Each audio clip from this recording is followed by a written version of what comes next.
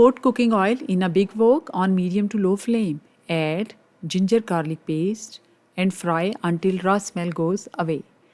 Add chicken and fry with ginger garlic until chicken color turns to white. Cover the lid for 5 minutes.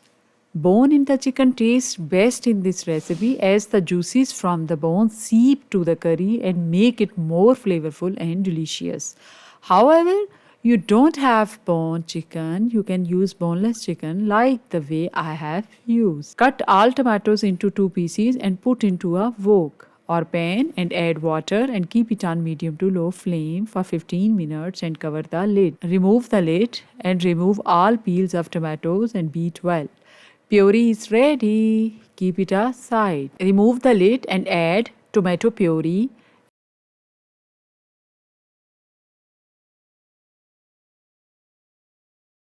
and add red chili powder, chili flakes, turmeric powder, salt, dry coriander powder, cumin powder, allspices powder, and mix it well. The fresh roasted and ground homemade masala is the key to this yummy and flavorful dish. If you don't have all whole spices to make this homemade karahi masala, then you may consider buying from any store. Cover the lid for 5 to 7 minutes on medium to high flame.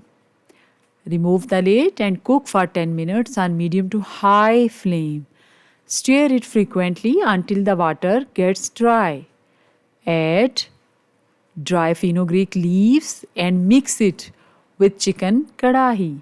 Now you will see the beautiful texture of chicken karahi. Put off the flame and cover with lid for 5 minutes. Garnish curry with green coriander. Add cooking oil in a pan and add sliced onion and green chili and saute them. Add butter and cook it for more 1 minute.